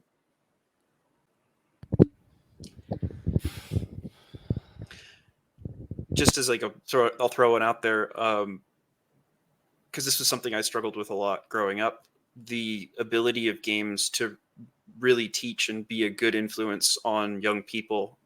My parents saw what happened with their friends' kids when they got them video game consoles, and they saw misbehavior from those kids, and they said, I don't want to deal with that. What they didn't understand was that those parents also didn't understand how to help the kids to come into proper relation with that media. And that if they had done so intentionally, then the behavior problems probably, like there might've been still something there because it is a supernormal stimuli that you're giving to a child, but it's not going to be to the level that they were witnessing, because like I had to figure it out for myself later on. It was like, how do I have a healthy relationship with video games? And if I had someone who could teach me that, like that would be so impactful. So don't write it off as a medium, is I guess what I'm trying to say with that. Don't write it off as like, oh, this is like beneath movies or beneath whatever. Like, no, it's its own thing in its own right. It's super serious, actually. There are some people who are very serious. It can be. Yeah. I mean, I totally agree. Competitive fighting games and stuff. Well, right? and Aphrael, giving a 6-year-old, Ocarina of Time on the N64 is a whole lot different than, oh, here's an iPad and just hit the funny buttons and whatever, or play Roblox mindlessly, like brain rot stuff, so yeah. How much better would society be if 6-year-olds were playing Radical Red, Pokemon Radical Red, instead of watching Cocomelon? Yeah. That's, Exactly. I mean, I'm like living this right now because I got a 7-year-old son, and I made the decision a long time ago, like that we weren't going to do iPads for gaming, like any kind of tablet gaming. I bought some Switches, and I have an Xbox One, and my girls liked my oldest girl liked Minecraft because it was pretty she's 14 now, and like that was kind of trendy, but it wasn't. She played a little bit on the Switch, but played it on the Xbox. And I remember the day I downloaded it, and she was like, Dad, thanks for not making me feel lame anymore. Like she felt like she was out of the loop because she wasn't playing Minecraft with the other kids. And I couldn't, like, I didn't understand that. And of course that was 5 years ago or something like that. But my son is just now really getting into console gaming. And it's through Star Wars, which is something that's really important to me and something that we connect on. So he played Lego Star Wars forever now he on the console, like Switch. Mm-hmm. And And then I downloaded they were kind of edgy, but there was like PlayStation 2 Force Unleashed, I think was what the game was called. I like playing it, but it's like you look at it now and it's like, oh, this was an edgy game, but like the graphics are like almost like Minecraft. and then recently I was playing through this through the Jedi Fallen Order. It's like a really great, for me, it's like pinnacle gaming in that Star Wars thing. I was just like, this is everything. Pinnacle gaming in Star Wars is Knights of the Old Republic. I'm not an MMO. I'm not an MMO Star Wars guy. No. That's before. See, this is we're the old ones here. We're the old ones here. We're the old ones now. I'm talking about the OG, OG fat Xbox hamburger on PC. It's like 2001 or something. So yeah, well, You're thinking Star Wars: The Old Republic, which is also a good game. But I was thinking of the MMO one, but I see. This is the thing, Christian. We younger guys have aged. I feel like we've aged like 10 times faster because and you'll see so many memes of you have the guy and he's just sitting. It's a Wojak, and that's the guy with the white skin, and he's just sitting there with an Under Armour sweatshirt, and he's just in shorts, and he's just like in a disheveled room, and he's just like thinking about it's like we have gone warp drive. I will never see things that I saw as a child anymore. To such an extent that even my children can't experience them. And sure, that might be a common experience, but not in the same way that you did, at least. Yeah, right. Like Well, that's kind of what I'm talking about, because like I would prefer my kid to have a console that's not connected to anything, and so to that point, so he starts playing with me this Fallen Order like the last 3 or 4 months. 7, he's kind of really, and he's like, oh man, this is Star Wars. This is Star Wars gaming, like, and so, but school's been really hard for him, not because he is addicted to games, because he doesn't play that much, but like he for other reasons. So I was going to start doing homework with him a lot. Like this year, he's in 2nd grade. So I told him, I was like, all right, like 4 weeks ago, I was like, I made a chart. And at the end of I had my daughter who's really artistic make him a chart. And at the end, she put a Nintendo Switch, because I said, if you do 30, not because he was going to get a Nintendo Switch, but I was like, if you do 30 check marks of homework, we'll get you a new game. And it's a new, and who doesn't operate off incentive? Oh yeah. Who doesn't operate off incentive? I think that's like a poor, you're making incentive for your children. Bad. We all do. So but I didn't know, because I'm not like super big gamer, that the sequel to Jedi Fallen Order was actually still available on Xbox One. And so I saw that he'd been playing. I was like, buddy, I'm sorry, we'd have to get a whole new Xbox and a whole new thing to play that game. But there is a sequel out, and I showed him like the trailer. Well, I saw it popped up like on sale for $30, and so he just finished that. He just finished his check marks. We've done he's made 300s on his spelling tests and all this stuff. So the past 2 days, we've been playing the new Jedi Fallen, the sequel, whatever it's called. Mm-hmm. And it's built on a lot of things with our relationship related to like Star Wars and the hero's myth, and that I can talk to him about his anxiety with school. Like, hey, think about being this character.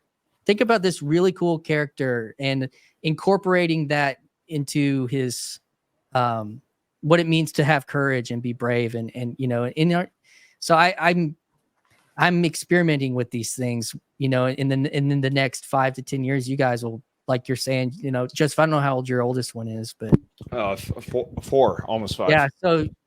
So in the next couple of years, all that stuff will be really starting to figure out how to integrate all that. But it is a lot of fun.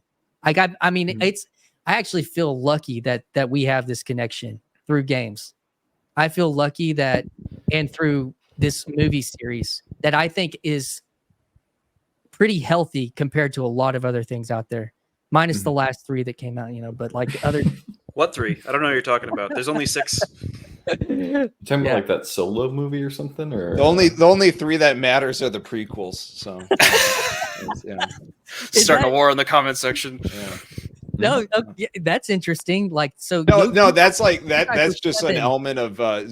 You'll see a lot of Zoomers just have an appreciation for the prequels because it came out. You know, when you were kids. No, Yeah, right. It's not because of nostalgia. They're actually pretty good. Yeah, yes, that is true. And it's because you had guys like Red Letter Media that would just poop on the prequels, and it was like kind of the fun thing to do. It kind of like New Atheism was fun to poke fun of Christianity, you know, and then it was like this rebirth of appreciation. So I had a really different experience with the prequels because I told this to Joseph in our conversation. So I was born in 85. The last Star Wars came out in like 81, 82 with Jedi. And then like most of my friends didn't even know what Star Wars was because it was out of the culture or it was just on TNT. And most of my friends were rednecks here and they didn't really watch sci-fi that much anyways. And so I was like alone caring about the first 3 movies with no one else. And so when the prequels, when they they actually remastered them in the mid 90s. And then when the prequels came out, I was just like excited. And I was like 14, 15. So even though they weren't like my first Star Wars experience, I saw a lot of the older people really, you know, diss them and different things. But I was so excited about the new graphics and the new like fights and everything. I still thought that was awesome. Even though I was very much a core Star Wars person.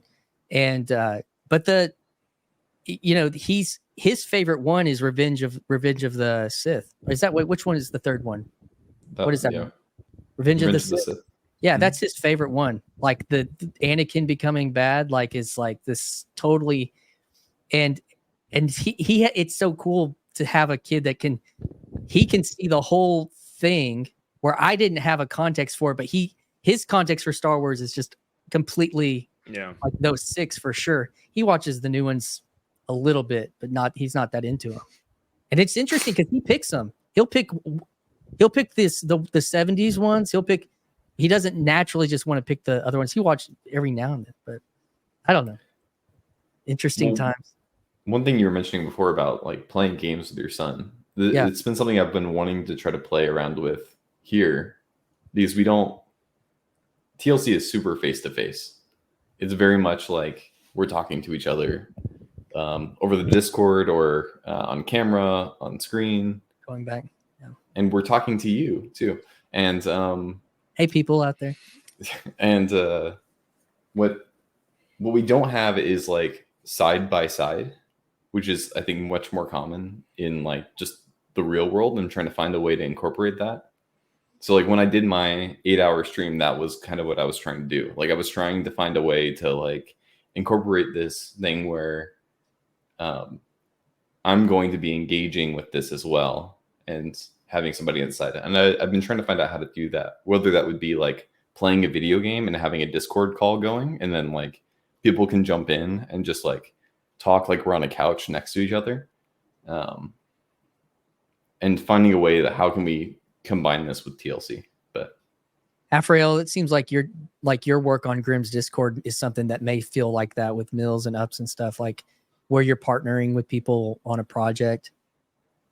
But that's still a little bit different though, because there's a difference between what Noah's talking about with play. Like, well, not just play, but like being side by side with people versus like message boarding basically, or like soapstoning to kind of pull from Dark Souls. Like I'm like, yes, there'll be times where you're all engaged together on Discord to like at the same time, but a lot of times it's okay. I got up in the morning. Let me see like what people wrote, and if I can like respond to a couple of things, and then close it down, and then pull it up like once or twice during the day, and then again like after I get off of work. I'm not necessarily engaging directly with people, and they're even like having conversations about Defense Against the Dark Arts stuff. You're not. It's more like this. It's more conversational. It's not doing things side by side. And I'm hoping the campfire stuff is going to help with that a little bit. But I don't know. TLC LAN parties is what. Or I've hosted You watch a many. movie. So You've yeah. hosted what? I've hosted a many LAN parties. So there you go. If you want to get those millennials, you can do a Halo. Yes, of course. You have to bring your own TV though. Oh man, Yeah, dude, that was and it real. has to be a CRT TV. That was real. We would I mentioned in the intro, like we didn't know that existed, and all of a sudden there's like everyone's got Ethernet in the room, but the first thing we did was bring all the TVs down to the lobby in the dorm. That's and incredible. they were all CRTs because it was like 2006. That's a golden age. It was. I feel privileged to have had that experience, like in a dorm with people. Hey, I don't have an Xbox, but I went out and bought my own Xbox controller, and we did a Halo tournament. Me and my roommate won because he was totally addicted, and I just I had like 4 kills, and he had to have like he had like 35 or 45 kills, and we won a copy of Halo 2, and we were able to go on release date to Walmart and go pick it up because that was the prize from winning the Halo tournament. Like, I mean, just all that's gone though now, Christian. That's the crazy thing, and it's like looking at the aqueducts of Rome as like an 8th century peasant in Germany. Like you're just like that. That's what I'm saying. Is like it feels like we've accelerated our age so much that, and the disconnect is that. Like I feel fairly confident, and maybe this is my own youthful hubris. I feel like I'll be able to communicate effectively with someone 20 years younger than me because of how just mimetic culture has cemented itself, internet, communication and all that, versus like the same kind of camaraderie or communication. It will be stulted a bit with going 30 years back. Like it just feels like we've hit a portal. We've gone through a portal. I don't know. I felt really accomplished when I paid $130 to access my game 5 days early before everybody else. That was like the same experience, right? No, lining up in a mall and waiting at midnight with a bunch of sweaty guys. It's just yeah. Oh, so y'all are saying because everything's not hard copy anymore, like you can. That's what you're saying, the difference between being able to go to something on open night and that whole yeah. But I mean, I went what was that shooter? It was military shooter. It wasn't Black Ops, it wasn't Call of Duty, it was the other one that was pretty Battlefield. Yeah, I went to a Battlefield midnight release and all that kind of stuff. But that was not that long ago. But I guess for you guys, it was a whole long time. It's like the Bronze Age, man. Yeah, back in NAM. back when Sargon of Akkad was leading us. It's ancient, man. Hey, I got my copy of Heart Gold, Pokemon Heart Gold, when it came out, and that was a huge deal. I didn't need to get it. I was still playing Gold on my Game Boy. So you didn't have the Pokewalker, That's true. Dude, Pokemon. So, go ahead. I was just trying to think of like the side by side thing more, and what comes to mind was Noah. You were streaming playing Pokemon, and then I think it was McMo and Neil were on the stream with you having a conversation. Like that's closer to it, but I would think they weren't engaging. They were doing the cross thing. Yeah. So trying to find a way to like redirect it, kind of arc it a little closer to the game, but then also have something. We should do a TLC plays Pokemon where like Twitch plays Pokemon. You had to. So Christian, I know, and being the elderly man you are, you might not be aware, but there was this phenomenon where they were playing Pokemon Red and the very first one, and you just have the chat enter in the inputs for the controls, and they managed to beat the Pokemon game, and a whole rich mythos and lore as deep as you could imagine developed out of it. Like even a religion developed out of it. So like one of the Pokemon was named the False Prophet. He's not kidding. Like this was like a serious thing. Wow. It was probably one of the last unifying internet events before this huge crater or chasm developed, I think, after, What Gamergate times. So This was like 2014, I think. Yeah. That sounds right. Like when we were just about, like when I was just leaving college was about that time. Yeah. interesting. Yeah. That'll be our great achievement as a generation, I guess. Beating Pokemon through the comment section. Yeah. That is pretty cool, though. I mean, who was entering them? Was it a program? No, I mean, who was actually doing the button pushing? Yeah, it was a program. It was like it would read the input and just do it. Wow. Yeah. Yeah. And it was just anarchy. And here's the really fun thing. There was a civil war in this because there was a faction that thought it should just be pure anarchy, just put in the inputs. And then there was another side, the cringe Redditors wanted it to be democratic and we will vote on the input. And every time it went anarchy mode, it was always more efficient. It may have been a bit destructive, but it got things done. It may have killed Pokemon, but it got things done. Dude, yeah. Wild times. Well, I've just enjoyed being able to kind of get hear more personally the lore of these things for me that, I saw these things flash through my Twitter, a long time ago and on an old account, and how just how impactful it has been and shaping it has been for people that have found their way to this space. Cause you guys represent, a lot of other people that maybe aren't in this, hanging out as publicly in the space.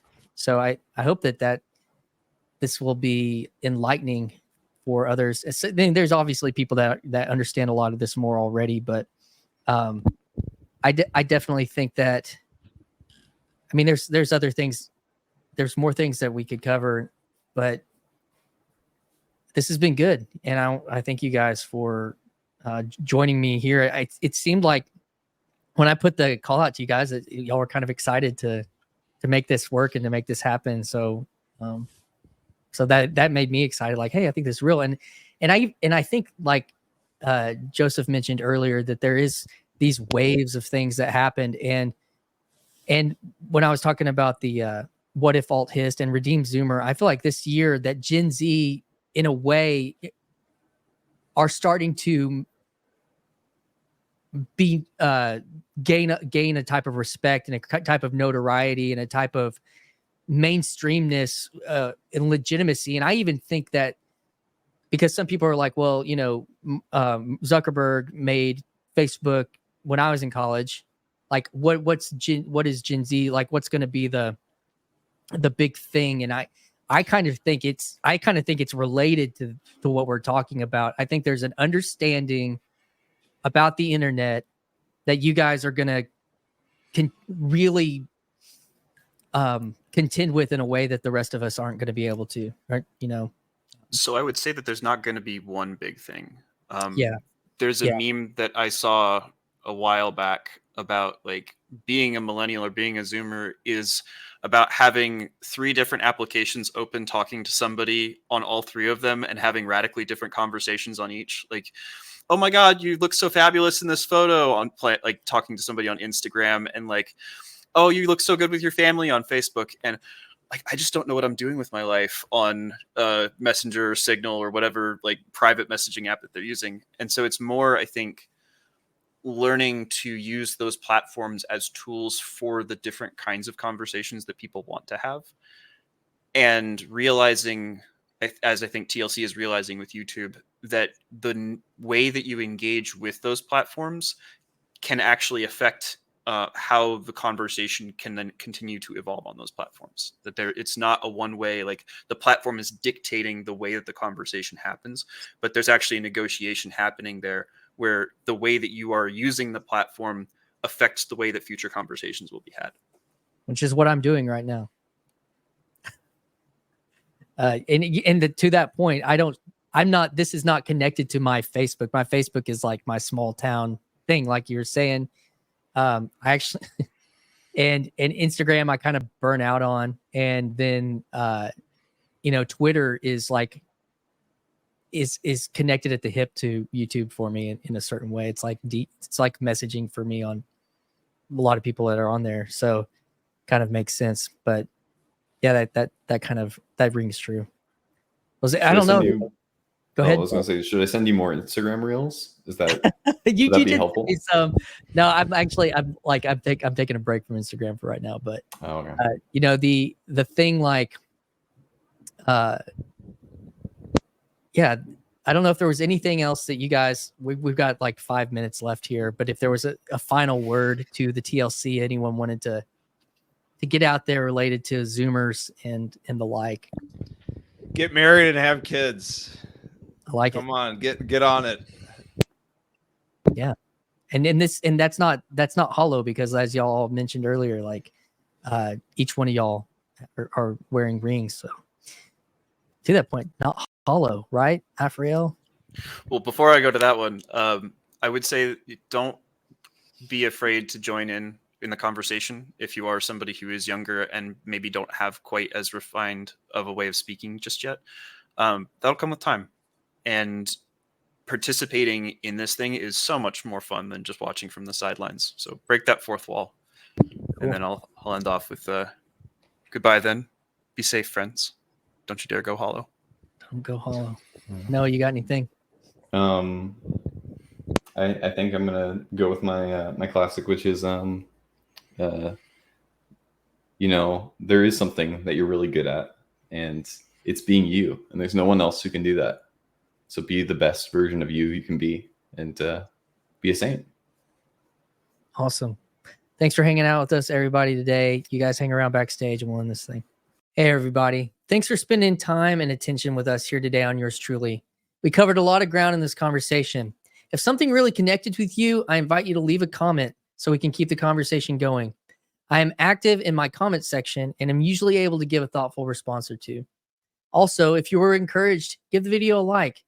And if you, like me, curate your YouTube subscriptions and think Yours Truly would be a good addition, then go ahead and subscribe and follow along with me on this journey. Finally, if you believe this podcast endeavor is a worthy effort, you can support the channel financially through channel membership and become part of the Yours Truly faithful. Special thanks to the Shadow Cabal. And until next time, we'll see you around the corner. Hi.